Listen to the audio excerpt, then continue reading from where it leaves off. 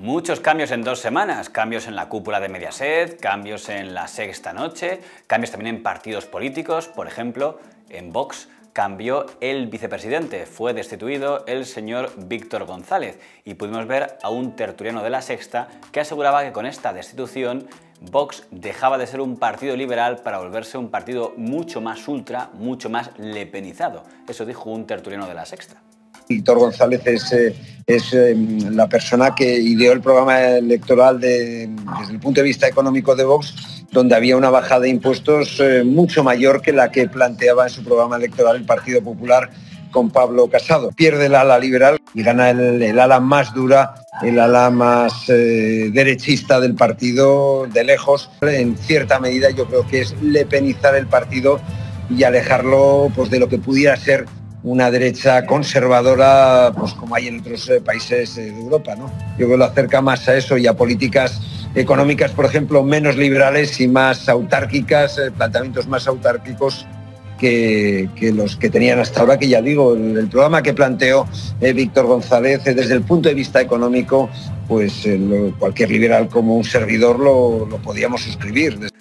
Lo curioso es que ese tertuliano, que valoraba de manera negativa que echaran al señor don Víctor González, me hace recordar a otro tertuliano de La Sexta que no hace mucho decía que había que echar al señor Víctor González si Vox quería ser un partido decente, y creo que el tertuliano era el mismo. El vicepresidente de Vox y candidato de esta formación al Congreso por Salamanca, a propósito de esta cadena. En un canal que si podemos cerraremos, La Sexta. Bueno, este indocumentado que lo quite Vox de medio cuanto antes, ¿no? Porque, en fin, poner en duda la libertad de expresión a estas alturas de la película es una auténtica barbaridad. Eso es sencillamente impresentable y desde aquí pido a Santiago Abascal pues que a este indocumentado lo quiten de en medio, porque es que es un tonto a las 3, vamos, no es otra cosa, ¿no? Es decir, que un señor dice en La Sexta que convendría que Vox echara a don Víctor González, Vox echa a don Víctor González y ese mismo señor ya le parece que eso es lepenizar el partido. Es cuanto menos curioso, pero cada crítica tiene su momento, si somos justos. Hablando de criticar las críticas, se ha criticado mucho a la señora Ángels Barceló porque al entrecomillar una declaración dicen que hizo una alteración. Era cuando citaba la canción que cantaron Infoblogger y Los Meconios en el ya famoso acto de Vox, por añadir una palabra que no estaba en la canción.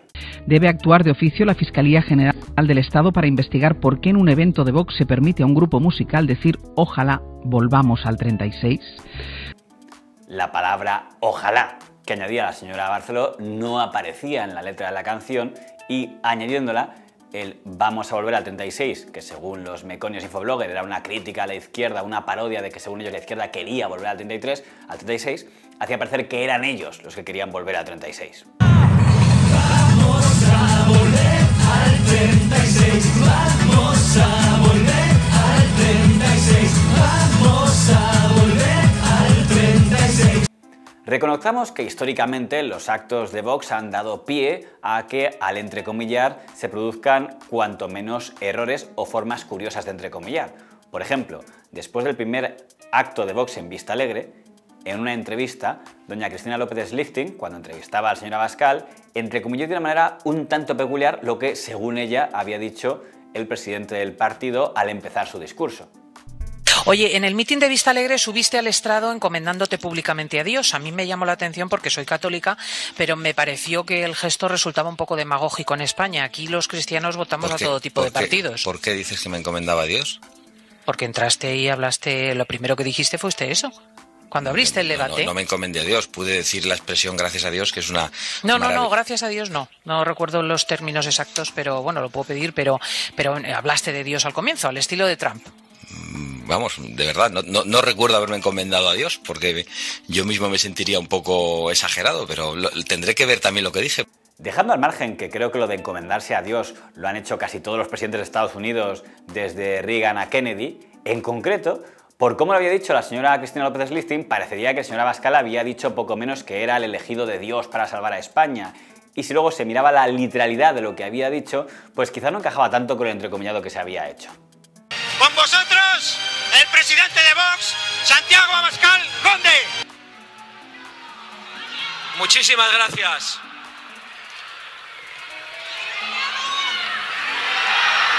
La España viva ha despertado, gracias a Dios. No quiero deciros algo, a pesar de estos aplausos y de este cariño que nos... Eso es lo malo que puede pasar cuando se habla de oídas.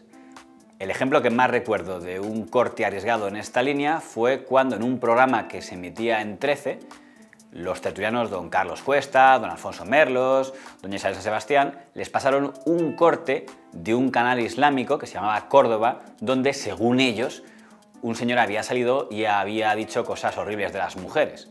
Y a raíz de eso se construyó toda una tertulia contra el citado canal. Cosas que se están emitiendo en estos momentos por televisiones que emiten en España. Lo que van a ver es de Córdoba Televisión. La mujer no es más que un tema sexual, un Kleenex, usar y tirar. Esto es emitido a través de una televisión, Córdoba Televisión, que emite en España. Lo digo porque estamos hablando del control de fronteras, del ¿Pero control dónde de están no las sé qué. Femen? Bueno, ¿Dónde están las Femen? Que salgan las Femen, que monten un scratch a esa tele. Que se califica por sí mismo, es vomitivo, es repugnante, es antidemocrático y a partir de todos los calificativos que queramos ponerle. ¿Dónde están los grupos feministas cuando se dicen este tipo de cosas? ¿Nunca están? Solo había un problema, que es que no desconfiaron de que un corte de apenas 5 segundos de duración debía despertar ciertas sospechas. Seguramente la cadena Córdoba tenía mucho que criticar, pero el corte que habían seleccionado no era quizá lo mejor para hacerlo, porque era una declaración quizá un tanto sacada de contexto. Si se buscaba lo que había querido decir aquel señor y en qué contexto, digamos que el significado cambiaba bastante al que le habían querido dar. Es un estudio que detalla la gran misión que el Islam, la religión islámica y la jurisdicción islámica les ha encomendado a las mujeres musulmanas. Frente a la cultura machista, misoginia y el materialismo que cosifica a la mujer no es más que un tema sexual, un Kleenex, usar y tirar. El doctor Muhammad Ali al-Hashimi ha recopilado los textos auténticos del Noble Corán que hablan acerca de la mujer musulmana y su plena personalidad. Es una mujer de excelsa moral, fiel a su naturaleza femenina y a su identidad islámica. Un señor que hablaba de un libro en el que se criticaba el materialismo que convertía a las mujeres en Kleenex, si se corta debidamente, se convertía en un señor que supuestamente estaba diciendo él, que creía que había que tratar a las mujeres como Kleenex. Pues si eso no es sacar de contexto, no sé lo que es.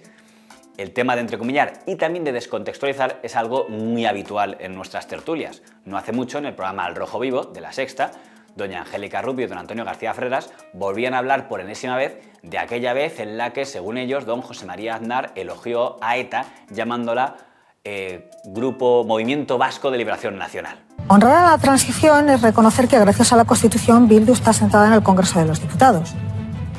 Un movimiento en el que su día Aznar le llamó Movimiento Vasco de Liberación Nacional. Aznar, no yo. Yo sobre este tema... Cuando ETA mataba. Cuando ETA mataba. Yo sobre este...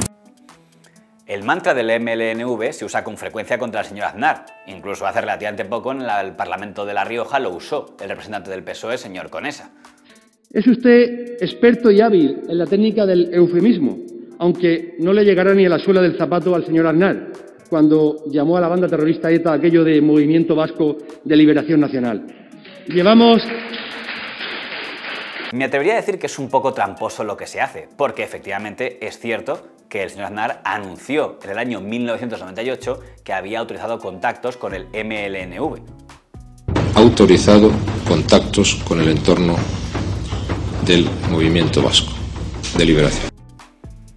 Pero me atrevería a decir que lo que el señor Aznar estaba diciendo es que la negociación con ETA que estaba haciendo en aquel momento se iba a hacer a través del MLNV, que era un colectivo que agrupaba a la izquierda abertzale, algo que se puede comprobar viendo las hemerotecas de aquella época. Por tanto, que la negociación con ETA se iba a hacer a través del MLNV, Movimiento de Liberación Nacional Vasco, no que él llamara a ETA Movimiento Vasco de Liberación Nacional.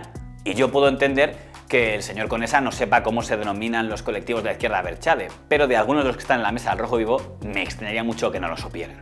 Es igual a que cuando en la derecha repiten el mantra una y otra vez de que el señor Zapatero llamó hombre de paz al señor Otegi. Incluso la famosa canción del acto de Vox antes citada volvió a aludirse, que el señor Zapatero llamó en un momento hombre de paz al señor Otegi.